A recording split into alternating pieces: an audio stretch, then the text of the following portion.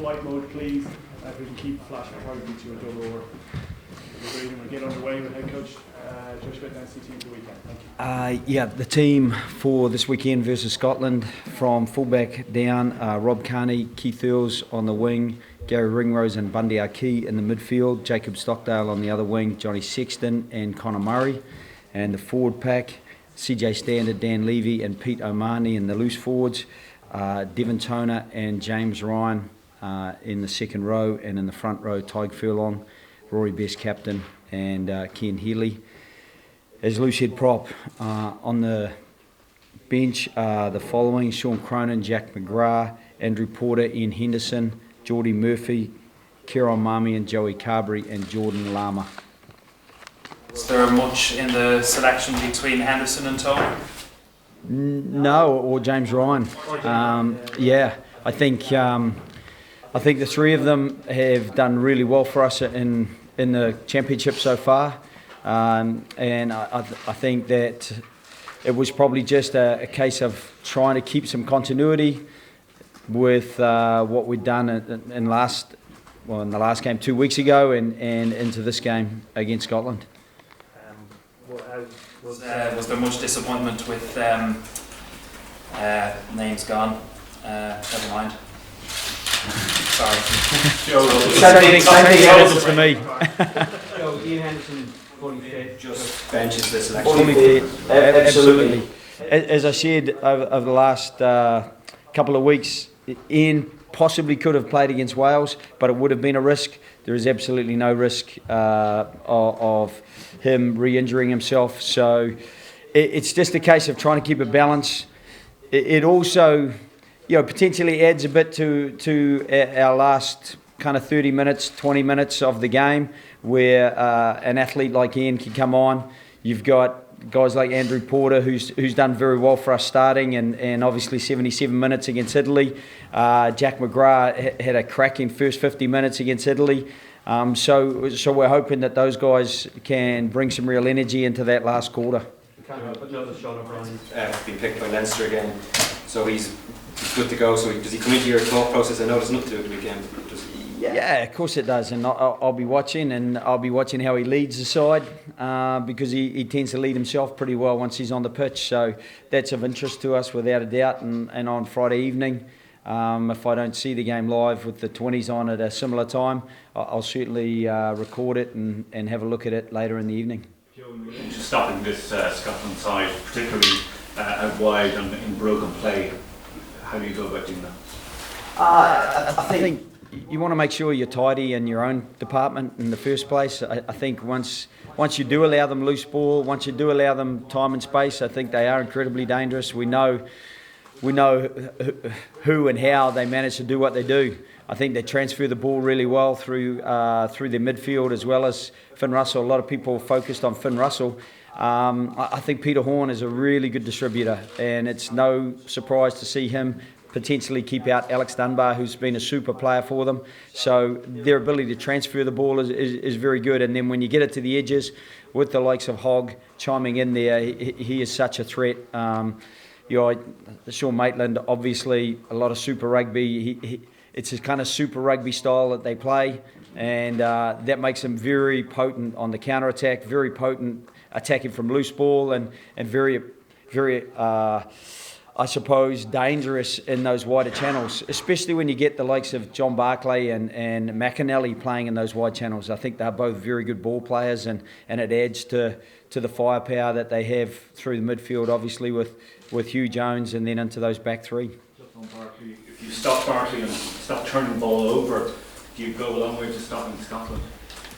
Yeah, to a degree. I think there's a lot more to Scotland than that. I don't think John Barclay got too many balls off us last year, but we didn't stop us being down 21 points to 8 at half time, and 21 points to 5 just prior to half time. So, there's a fair bit more to it than that. I think Hamish Watson is another real threat over the ball as well. Stuart McAnally is formerly a loose forward, as is Fraser Brown. So either of their hookers are very good over the ball as well. I think it would be too simplistic to say stop John Barclay and that will have a major impact. It would certainly always be part of the equation because he's a super player. Can we expect more of the same that we saw the runners are very direct, kind of almost bully them up front first and try Yeah. and get from there. It's ironic you say that because I'd probably challenge people to do a little bit more homework and probably not follow the lead of someone who statistically doesn't balance up with what's said. I think there was some really good tight play and some stuff that went through the middle. But there was some stuff down the edges as well. Keith Earl's line break, Johnny's line break, Jacob Stockdale in the corner. Certainly that wasn't a one-plus play. It's two of the best passes you'd see in World Rugby. So, I think we've got to keep that variety to our game. I think at this stage we've probably made the third most offloads. It's an area where people have loved to beat us with a stick. And it's probably overlooked by people that there is some continuity through our play. So, those sorts of things should allow us the variety to try to keep a balance in what we're doing to attack them. And then obviously defensively we're going to link up. We're going to have to link up really well. Obviously Gary Ringrose has just got the one club game under his belt since he comes back in. Any concerns about whether or not he'll be able to last 80 minutes? Yeah, there's always concerns about players for different reasons, and I think Gary's only had 6 games in this entire season. So, that's something that you calculate in. At the same time, sometimes you don't have the luxury of a plethora of options.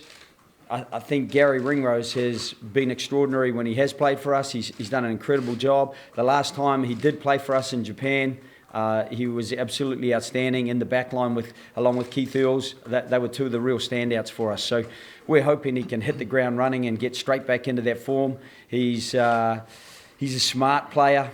Hopefully that allows him to kind of keep a balance between when he has to work hard and when he can just regenerate a little bit on the pitch, and that will allow him to extend his match minutes to 80 quality minutes for us. Is it a concern though that, once again you're having to replace players in such a key position in the defensive line? It's the third time in the championship. Yeah, of course it is, especially when Robbie Henshaw is world class and Chris Farrell slotted in so well last time. As I said, it's a needs must situation, but it's a situation where we've got a lot of trust and a lot of faith in Gary, and we're hopeful that the wingers help him out a little bit because they link well with him, and Bundy will be working hard to make sure that happens as well. He's been the continuity for us in the midfield so far in the championship. 2 rounds to go, obviously momentum right behind you. How is the group feeling with kind of obviously Scotland approaching and just the overall aim of winning that Grand Slam? Yeah, I think there's a combination of a few things. We're really excited to get back out in the field and get going again. But there's nerves and a little bit of worry about the threat that Scotland bring. And certainly we've reviewed quite a bit of what happened over there last year, and the manner of those first 20 minutes, the damage that they did to us. So, we're very excited, but we're firmly focused on the first 20 minutes of the game and making sure that, we put our stamp on the game as opposed to having to chase it. Can you shore that up? We tried to take a huge amount of learnings from it last year, and certainly as the competition progressed last year, we felt we got a little bit better. It's been a big area of our training this week, making sure our systems are in place and, we're smart on how we defend. It's been certainly up there prioritised in terms of our training this week. The manner, it's up to us now to produce it on Saturday. How is Gary just from training this week? Yeah, he's really good. As Joe said, he was extraordinary when he played last year.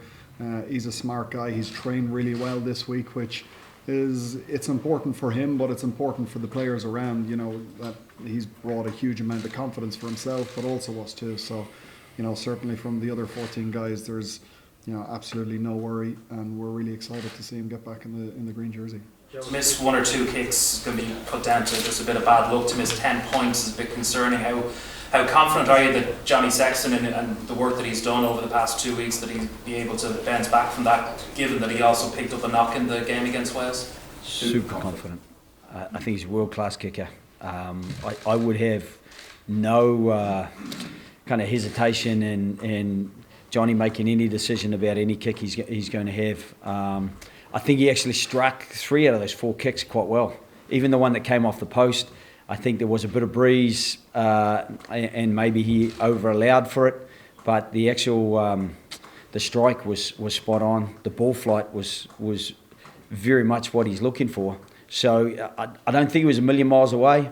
Lee Halfpenny kicked superbly, but I'd watched him kick, and I think he missed 3 for too long a few weeks previous to that, where they were all in the fairly narrow V that you normally say, well, that's 3 points or that's 2 points straight away for Lee Halfpenny. That can happen on any given day, but the real class kickers like Lee Halfpenny, like Johnny Sexton, that happens once in a blue moon, and you don't get blue moons all the time, thankfully. You do get snow in March, but you don't get it often, He compensated though, didn't he, by trying to become Blanker again. Is that a concern? Yeah, I thought he's quite tall, Johnny. I thought it was a mix, second row, even a bit further forward. He certainly picked and went in that right-hand corner with a bit of gusto, and he still ran the game really well. I think, it's an aspect of his game, but there are a number of aspects in his game that are generally positive for us. Joe Schmidt was saying last week he might play at centre at some point, maybe even at 12. Given the circumstances and the fact you're a bit stretched in midfield at the moment, if it happened on Saturday, would you have any hesitation of putting him in at centre? No, probably.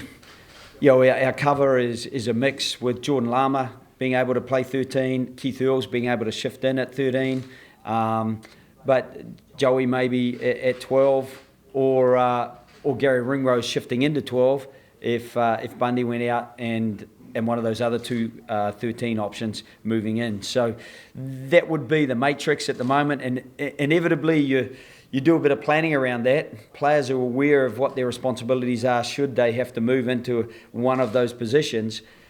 But then it's kind of how the match is going, what you feel you need most, and then you make a decision. So, hopefully that becomes potentially a tactical decision we make, not an injury-induced one, because we've finished our centre injuries for the year. Okay, guys, we'll leave that portion there. TV, the